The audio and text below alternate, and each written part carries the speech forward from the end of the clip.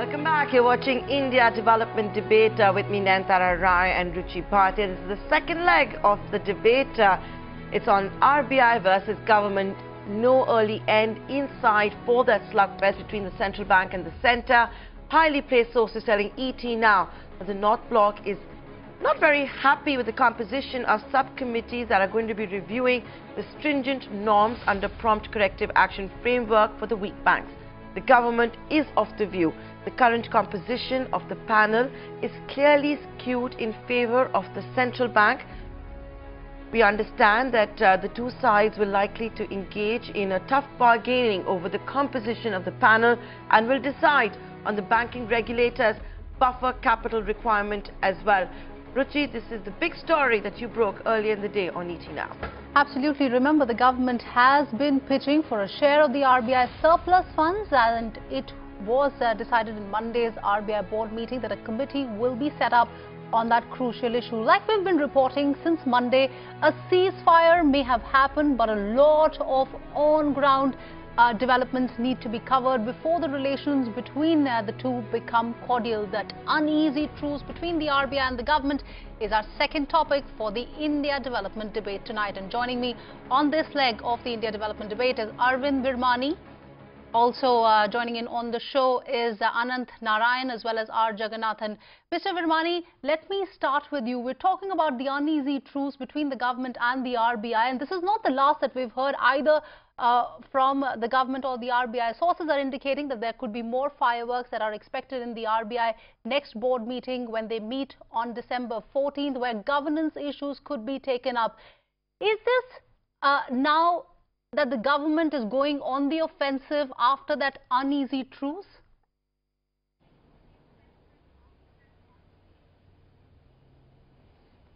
I don't think it's a boxing match really going on. Well, if you have a view, clearly you have to push it as much as you can. And when there's a committee, the two key things are, one is the chairman of the committee and second is the members of the committee. So clearly they will be discussing and trying to get their view across. Obviously this should not be done publicly, and if you are giving inside information, fine, but that's perfectly natural. If you have a contentious issue, you will try to put the kind of people who can argue your case. I think one of your media outlets reported that that at the last meeting the government's case was not put very forcefully, at least I read somewhere. So that obviously is not good for either side, right? They must make their arguments and give the rationality, and then of course the committee will decide. This is really going down to the wire, isn't it? Anant Ryan, let me come to you now. You know, this is a story, we talked about it, ET Now, how the government may not be happy with the composition of the subcommittee that is looking into the prompt corrective action. It's going to impact as many as 11 public sector banks at the moment. As the government decides to take this route and in a subcommittee where it doesn't seem to have any government nominees, would you say this is a good path? Do you think the government has a strong argument when it's calling for a prompt corrective action to be along international lines?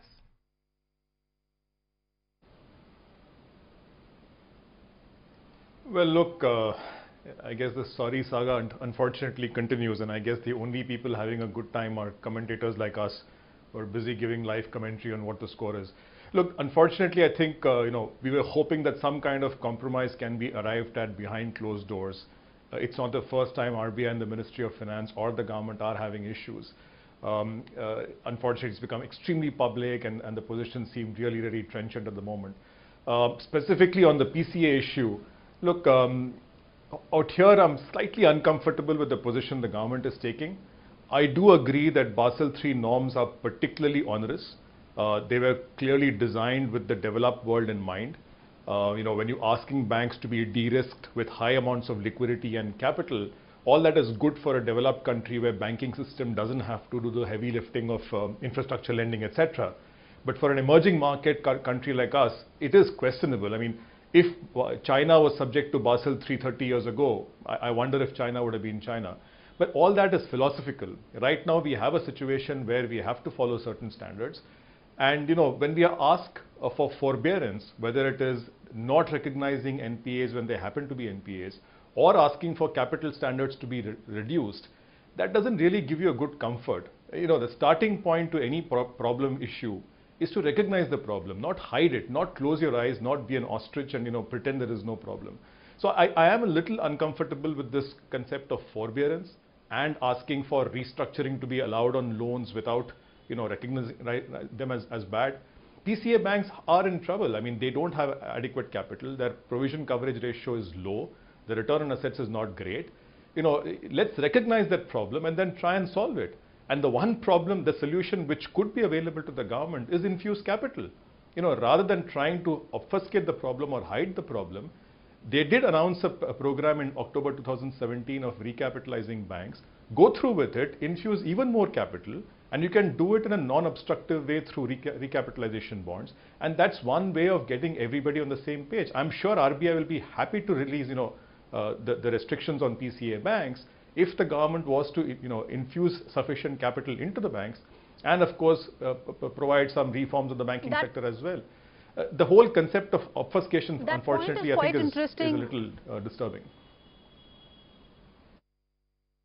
Absolutely, but let me take that point across to Jaggi. Jaggi, earlier there was a question of the government using Section 7 of the RBI Act to muscle over the decision of the RBI. Now there are talks of making the board more powerful. Is this right, or is this the government really setting a dangerous precedence that will dilute the RBI's autonomy for the times to come?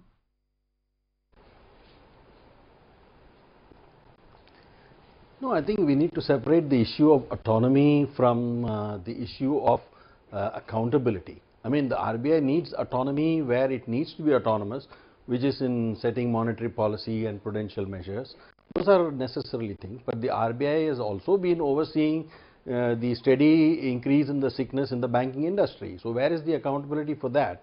So if the board was not was merely a bystander all these years, and if it is asserting its right to know how we are going to run the banking industry, how we are going to govern and oversee its in its health, it's not such a bad thing. Only this does not mean that the government should be muscling in with all its views. But I think some greater accountability, the Reserve Bank needs to be able to explain its position, and it needs to explain this carefully behind closed doors, and that's it. If that is happening, that's a good thing. But however, I would like to put this in one different perspective. I think this whole thing is coming to a head largely because this is an election year. If you're going to maintain the fiscal deficit and you're going to recapitalize banks to the extent of 40, 50, 60,000 crores, which is the kind of minimum you're going to need to get many of these banks out of PCA, then I think the government is worried about it. I think you have to let go of one end or the other, because I think you cannot, which is why I think there is even some talk that can you give us higher dividends or whatever it is. That whole question is coming up because in a very tricky, sensitive year, you either have to let go of the fiscal deficit target or you've got to let go of banking credit growth, or one of the two. So I think the government does not want to choose between the two.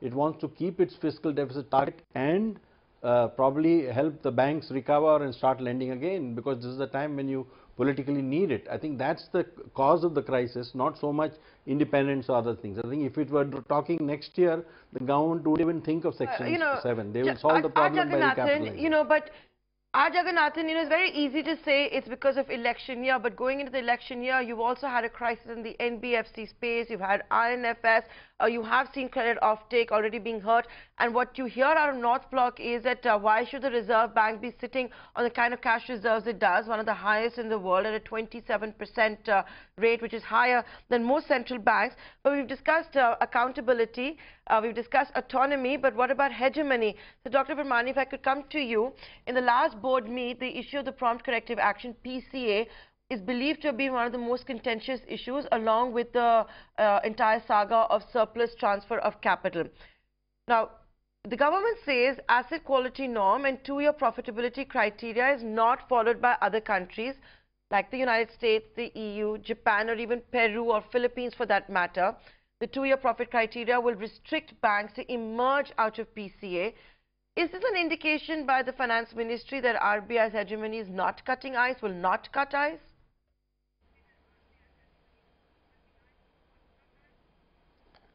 So, on this issue, the PCA, there are two aspects. One is the extra criteria, which actually is trying to mimic a private system, but we know that 70% of the banking system is government. But I think where the government has a bit of a point there. On the other hand, as was said by my colleague here, that the capital adequacy norms exist and they must be followed. Now, what puzzles me is that from my memory of 10, 15, 20 years ago, these could be recapitalized through recapitalization bonds without affecting the fiscal deficit as defined by the IMF. So, I'm a little, I don't know, perhaps somebody else has an explanation why it's a problem this particular time. It's been done many times before without affecting the measured or the public fiscal deficit. So that's what I would say. Now, the other issues, I don't know whether you want to discuss that separately. The capital issue, there are two parts to it. One is to say you've been accumulating excess reserves and use it as an argument for saying that the dividend have been too little compared to what you were generating. So one is an argument for saying your dividends must be 100%. I think Mr. Raghuram Rajan has stated publicly that during his tenure the dividends were 100%, and there again the government has a strong argument. But of course, if they say that you convert past kind of reserves into current expenditures by giving them to us, that obviously is completely wrong. So you have to be very careful in not confusing. I mean, it may be in some people's interest to confuse and conflate all these issues, but you will not get a sensible solution unless you separate each of these issues out and address them one at a time. Absolutely. In fact,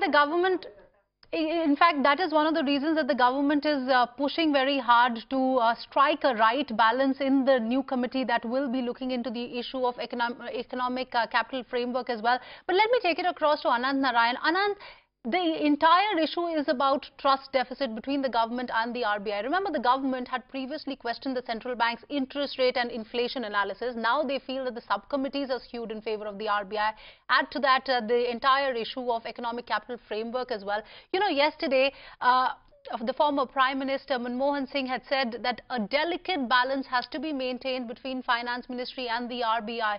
Are we seeing trust deficit? Is that equilibrium being disrupted? And that very important point that you had picked upon, who is right on the assessment of the economy at the end of the day?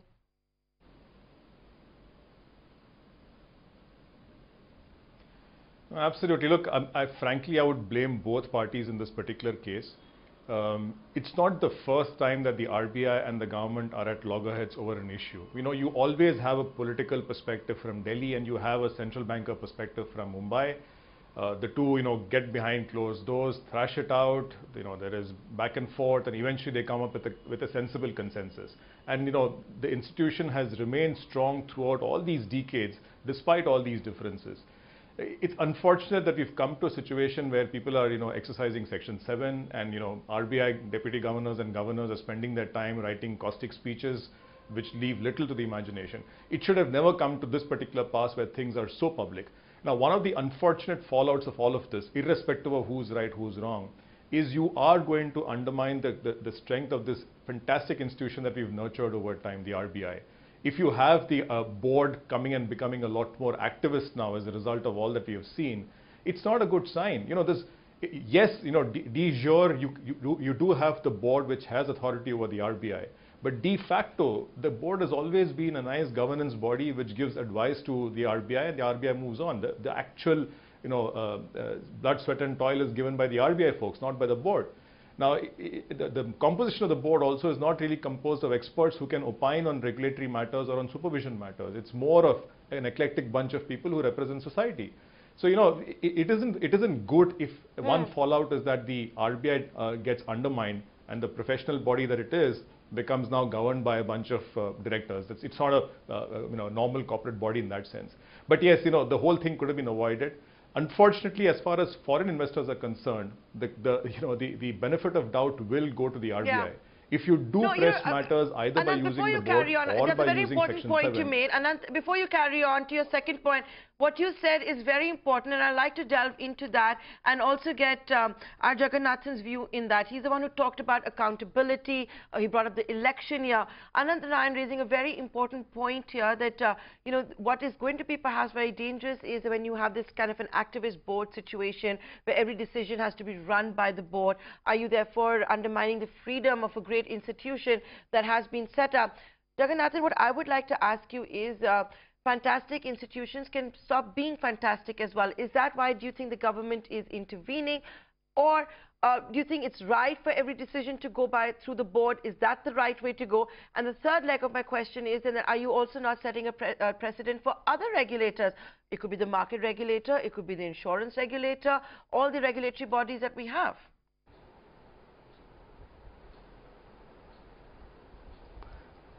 Actually, I don't think it's a good idea for the board to get activists beyond a point, but it should be asking tough questions, which it has not been doing in the past.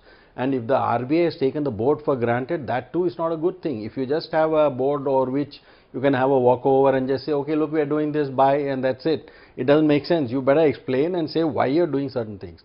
And it is good to not have an non-expert board, because RBI can get all the experts it wants at its own side. What you need is, see, the RBI addresses the financial markets. The board has to look at the real economy, and that is where I think it brings in an essential function. If you are just looking at the financial markets and work on that basis, we know that 2008 was where the financial markets brought the real economy down in the global financial crisis. So you need to have a balance between an RBI that addresses the concerns of the financial markets, and you need a board that concerns itself with the real economy. This balance is important. You don't need to have the board telling the RBI what to do, but the RBI needs to explain to the board what it's trying to do so that the inputs are valuable. That is where the balance needs to be struck. It is not that the board suddenly that the board is going to decide monetary policy or banking supervision or any such thing.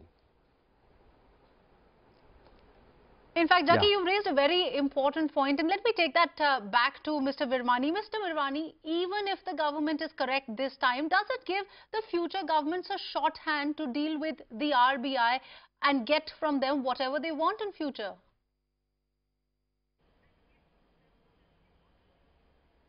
So let me, I can't give details of what I know about the inside workings of RBI.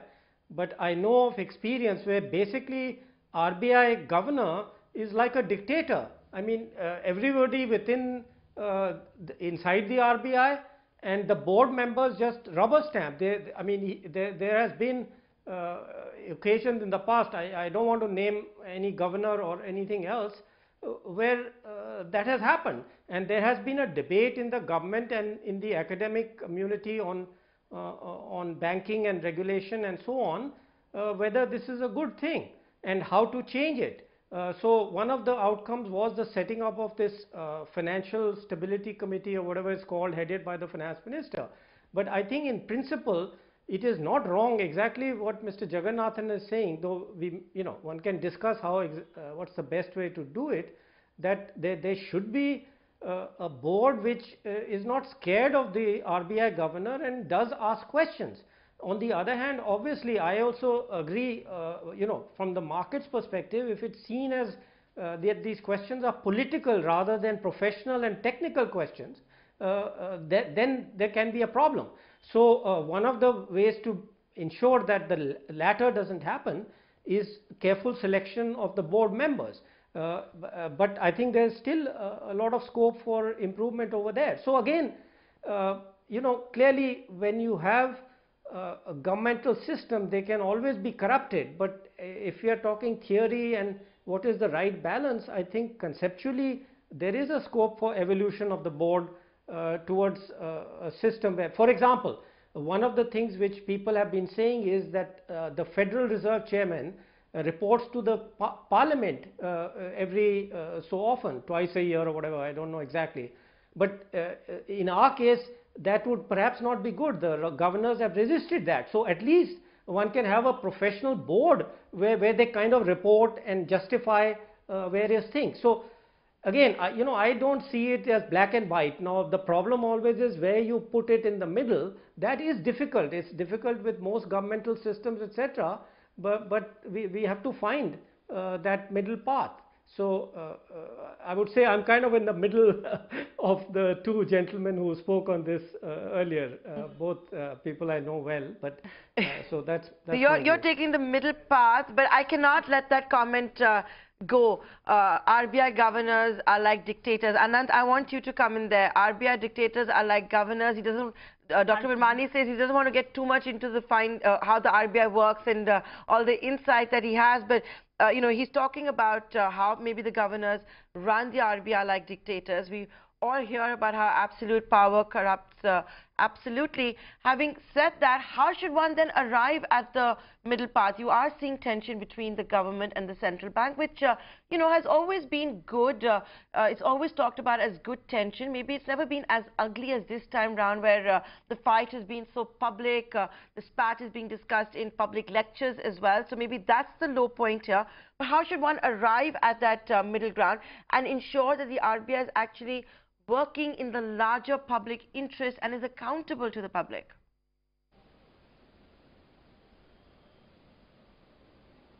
It's a great question, Nayantara. So look, Dr. Virmani obviously knows a lot more, and I'm sure he's right about that particular individual.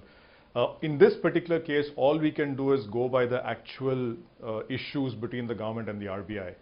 And here, while both sides have a point, and both sides should have arrived at a proper compromise without coming to where we have come here, I do have a little bit more sympathy for the RBI perspective, even though it can be hurtful for the economy as such in the short run, than the government perspective. Let's take the case of the reserves, for instance. This is a process which has been followed for many decades. There have been 3 separate committees which have set up and discussed this entire question about how much of reserves ought to be there in the RBI books. 6 months before an election, if you put up a demand reportedly for 3.6 trillion rupees of additional dividend to be paid out, which is 2% of the GDP, by the way, this doesn't look right. You might have a point, and the point that Jaggi made, that 27, or you made actually, that 27% of total capital is pretty much on the higher side. I completely agree with that. But to actually demand suddenly 2% of GDP to be paid out, and this is nothing but pure monetization of the deficit. It's just printing money to fund the deficit. It does sound so egregious, and can you imagine what it does to the actual context that we give to the entire world about what's happening in the country? But Anand, this issue has been in the works for a very long time. It's not like the government has just woken up one fine day to say that give us this 3.6 trillion rupees. This has been in the works for a very long time. It's just that things have now come to a pass that now both the parties are kind of speaking. But Mr. Virmani, let me, yeah, go ahead. So look, yes, Dr. Arvind Subramaniam did raise the question about the total capital on RBI books being high, but it never went beyond that to say, where did we get the number of 3.6 trillion from? The final outcome we have come to, which is let's give it to a technical committee to figure out what the right number is and how. For instance, what Dr. Virmani has been saying in the past as well. Yes, there is extra capital lying on the books of the RBI, but the RBI also lends money to the government. It's holding government bonds on its books. You can't just pay out a dividend ignoring the fact that the money has already been lent to the government. What you could do is give a special dividend which is used by the government to buy back its own bonds. Correct. That is not a fiscal bonanza. That's cleaning up of the books, reducing the total debt of the government. So there are nuances. Look, we don't want to get into a rabbit hole here. Yeah. All I'm saying is it's not a simple open and shut case which can be forced through 6 months before an election. Yes, point taken, cannot be open and shut in 6 months, though maybe it should be in the larger instances of the macroeconomy, stability that's going to bring about. R. Jagannathan, I'm going to give you the final question. I'm going to again take a leaf from what Dr. Virmani says. He says he doesn't want to get into the details here on India development debate, but governors have been running the Reserve Bank like dictators. He's saying he's taking the middle path. I'm going to ask you what I also asked Anant Narayan. How do you find that middle path? How do you ensure that the Reserve Bank is acting in the larger public interest, whether it's to do with interest rates or it's to do with a capital transfer for boosting credit offtake, which is, of course, the big topic and the big contentious point right now?